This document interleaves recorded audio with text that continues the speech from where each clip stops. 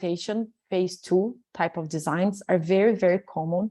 So to define a dose of a drug, especially pharmaceutical companies use a lot of the adaptive designs in which they start with different doses until they find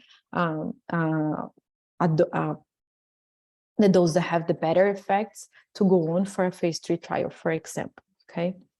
So the number of adaptive designs keep increasing. So this is a paper in which the author looked to all clinicaltrials.gov. You guys know what's clinicaltrials.gov? I think you do, because probably you heard during the group project, right?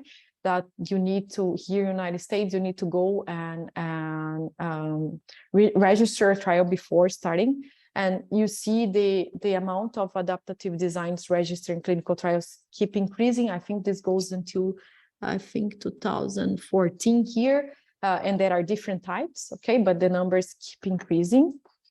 And just for you to know, most of them, most of them are industry sponsored, but we have some adaptive trials that are also sponsored by NIH or other, okay?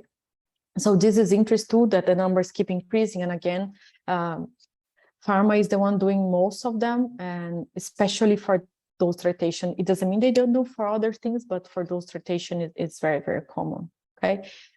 So as I mentioned, there is several types of adaptive designs. We mentioned some of here, for instance, the sample size re-estimation type, right?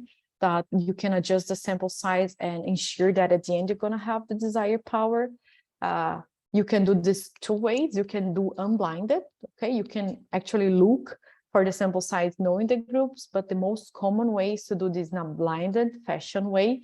And as we discussed it, based on the chat question, you can just look for the variability of your data and re-estimate your sample size based on the standard deviation of the population without knowing the group assignment. And in that case, you won't pay the p-value, okay? We have like group sequential, that is the one that include the options to stop the trial for safety, for futility, or for efficacy. We have others like population enrichment, that you would narrow down recruitment to patients that benefit most from the trial. So you would check like that a specific patient population is benefiting more for the trial, so you focus recruitment in that population. You can do adaptive randomization. So imagine you start a trial with randomization 1 by 1. So every time at the end, you're going to have the same numbers in the control group that you're going to have in your intervention group.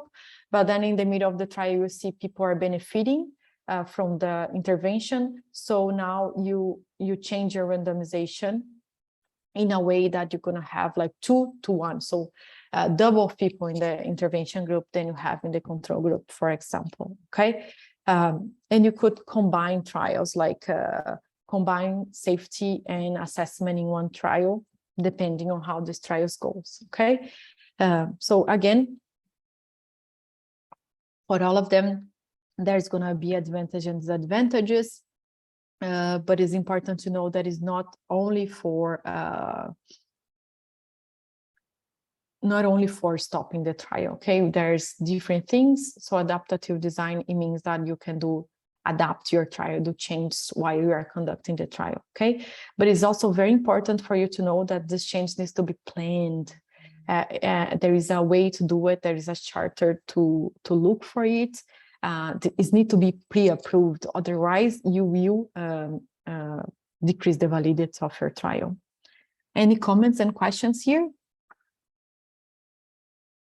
Please raise your hand.